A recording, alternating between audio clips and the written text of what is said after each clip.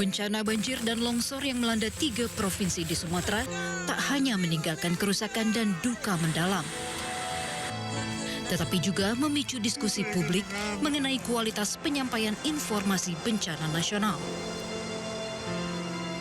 Di tengah ketidakpastian, masyarakat kembali mengenang 3 tokoh yang pernah menjadi rujukan dalam mencari informasi dan manajemen krisis bencana, yakni mantan Kepala BNPB almarhum Doni Monardo, mantan Jubir BNPB almarhum Sutopo Purwonugroho, dan mantan Jubir Satgas COVID-19 almarhum Ahmad Yuryanto. Menjabat sebagai Kepala BNPB periode 2019-2021, Doni Monardo menghadapi berbagai bencana besar semasa kepemimpinannya, termasuk pandemi COVID-19. Doni dikenal responsif, cepat mengambil keputusan, dan selalu hadir di tengah masyarakat terdampak. Doni juga dikenal sebagai penggerak mitigasi jangka panjang dengan kampanye pelestarian lingkungan. Doni wafat pada 2023 usai dirawat intensif selama 2 bulan. Tak hanya Doni, BNPB juga dikenal dengan sepak terjang sang juru bicara, almarhum Sutopo Purwonugroho. Rutin berbagi informasi dengan masyarakat, Sutopo menjadi wajah informasi kebencanaan di Indonesia melalui sumber informasi yang jujur, ilmiah, dan menenangkan masyarakat sehingga mampu memerangi hoaks. Tak hanya menyajikan data akurat, Sutopo juga mampu berbicara dengan empati yang mendalam. Namun, kanker paru-paru stadium lanjut memaksa Sutopo menyerah. Sutopo wafat pada 2019. Di era pandemi COVID-19, mantan juru bicara Satgas COVID-19 Ahmad Yuryanto kerap dijadikan tolok ukur ketegasan komunikasi pemerintah di tengah kekacauan pandemi. Di tangan Yuri, alur informasi yang jelas membantu masyarakat merasa aman dan terarah. Namun menjelang pandemi berakhir, Yuri pun wafat pada 2022 karena kanker usus yang dideritanya. Kerinduan masyarakat akan ketiga sosok ini pun ramai-ramai digaungkan di media sosial. Warganet mengingat ketiganya sebagai simbol kualitas kepemimpinan yang diharapkan masyarakat. Karena sejatinya, di tengah bencana, kehadiran pemimpin dengan komunikasi yang menyejukkan dan kerja nyata adalah sosok yang didamba.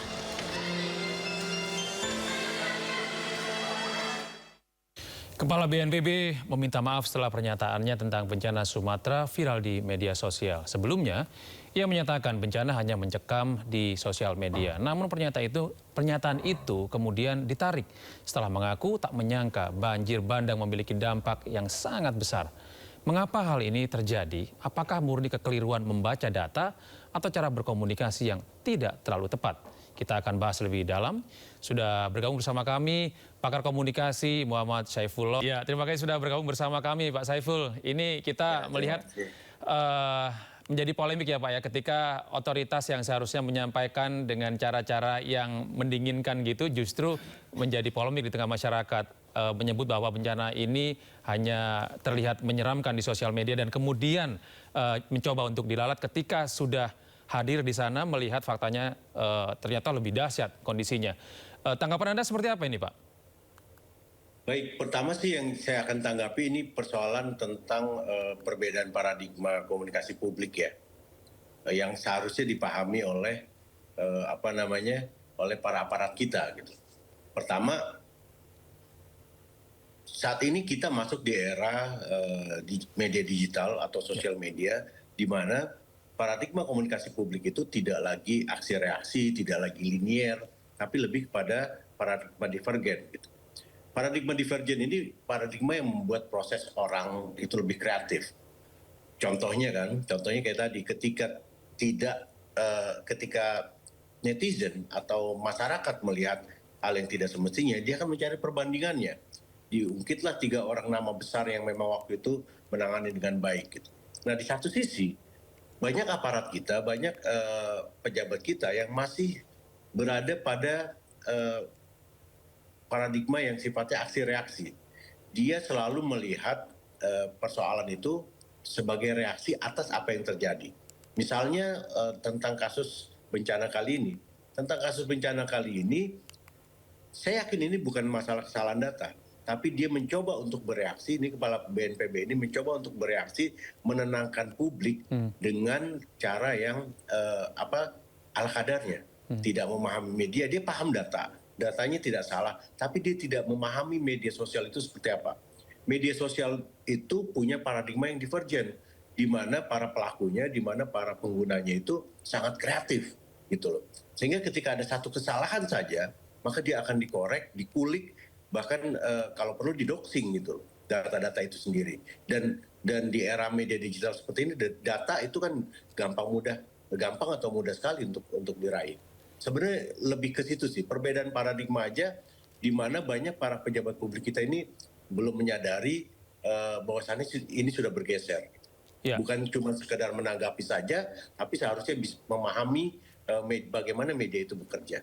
Iya, jika memang BNPB punya data yang valid kemudian melihat situasi yang ada di sosial media, kemudian dengan kreativitas para kreatornya membuat ini begitu dramatis, begitu seharusnya seperti apa ketika menyampaikan sebuah informasi yang mau tidak mau itu menjadi sangat penting. Bagaimana bencana di Indonesia telah terjadi dan banyak video yang kemudian viral itu seharusnya seperti apa ini Pak BNPB sebagai bagian dari pemerintah? Sebaiknya hampir sama dengan bentuk komunikasi publik yang lainnya. Yang pertama harus dilakukan adalah menenangkan publik dengan cara yang lebih bijak. Data lah yang harus disampaikan gitu loh. Kalaupun memang datanya belum lengkap, maka yang harus dikeluarkan adalah rasa simpati, empati, simpati terhadap korban. Itu dulu gitu loh. Bukan lantas mendramatisir bahwasannya bencana ini bukan bencana yang besar gitu loh. Hanya dibesar-besarkan oleh sosial media. Nah ini yang saya bilang tadi, sosial media ketika itu yang diucapkan, maka sosial media dalam hal ini para usernya justru malah akan meradang gitu, akan menerjang dan mencari pembenaran bahwasannya yang disampaikan di sosial media itu memang kondisi atau fakta yang sebenarnya, lepas dari bahwasannya ada framing tertentu, ada penonjolan atas fakta tertentu. Lepas dari itu semua, harusnya yang pertama dikeluarkan oleh para pejabat publik adalah informasi yang sifatnya empati gitu terhadap bencana. Iya, Pak Saiful, jika Anda memiliki sebuah formulasi khusus gitu ya untuk menyampaikan sebuah informasi kebencanaan terhadap kepada masyarakat dengan tujuan untuk menenangkan, apakah Anda memiliki itu formulasi yang paling sederhana untuk menyampaikan sebuah informasi kebencanaan? Yang pertama yang harus disampaikan adalah tentang yang pertama tadi ya, seperti saya bilang rasa simpati, empati. Kemudian yang kedua adalah kesiapan. Yakinkan kepada publik bahwasannya BNPB atau Basarnas atau seluruh pihak siap akan menanggulangi ini, membantu ini, bahkan sampai kalau perlu disampaikan sampai mitigasi dan litigasinya gitu loh. Nah itu saja sebenarnya yang harus dikemukakan. Persoalan kemudian penanganannya lambat karena faktor teknis dan sebagainya, yang perlu dikemukakan kepada publik adalah meyakinkan publik bahwasannya pemerintah hadir, bahwasannya Pemda ada di sana, bahwasannya seluruh aparat pemerintah itu siap membantu publik. Gitu. Iya, Pak Saiful, kita akan sedikit bergeser dari tema ini tentang BNPB. Kita melihat bahwa banyak sekali saat ini pejabat juga yang akhirnya berbondong-bondong ke wilayah bencana, kemudian mencoba untuk menyalurkan sumbangan begitu ya dengan cara-cara yang kemudian diabadikan, kemudian ditaruh di sosial media mereka dengan tujuan apapun itu ya. Kalau Anda melihat ini termasuk sebuah cara berkomunikasi, memperbaiki image atau merupakan ini sebenarnya cara-cara yang cukup usang? Itu yang saya bilang tadi, paradigmanya masih aksi reaksi ya. Paradigmanya masih aksi reaksi, yang saya pikir ini satu hak ya, hak mereka atau hak siapapun untuk melakukan hal ini. Tapi kalau dari sisi komunikasi, memang tidak ada salahnya. Kalau menurut saya, kalaupun mereka mau melakukan itu, biarkan publik yang menilai gitu. Jangan kemudian didramatisir, kemudian dibuat menjadi konten tersendiri untuk diupload di channel-channel resmi mereka gitu loh. Seperti misalnya, mohon maaf ya, seperti misalnya kan kita tahu lah semua sama-sama bahwasannya yang paling disalahkan atau disorot setelah kejadian ini adalah mantan Menteri Kehutanan di era 10 tahun yang lalu. Mana beliau sekarang menjadi salah satu pejabat publik. Yang dia lakukan adalah melakukan seperti yang Mas Gede bilang kan, datang ke tempat lokasi, tapi dibuat sebuah drama yang pada akhirnya orang justru tidak memberikan simpatinya, justru nyinyir dan habis dirujak oleh netizen. Sebaiknya kalau mau melakukan hal tersebut, lakukan aja seperti biasa. Biar publik yang menilai. Kalaupun kemudian menjadi konten, biar publik lah yang mengupload itu menjadi sebuah konten bagian dari hadirnya negara di dalam bencana ini. Itu sih Mas Gede. Mas Gede, ini yang saya bilang, selalu saya bilang ke teman-teman media dan bahkan ke mahasiswa saya, ini komunikasi yang saya pikir agak unik ya. Kalau tidak mau dibilang komunikasi politik yang salah ya. Artinya gini, saya selalu bilang bahwasannya ketika kabinet ini besar dan berasal dari berbagai macam unsur, ini mengakibatkan konflik itu lebih banyak ada di hiruk pikuk itu ada di dalam kabinet.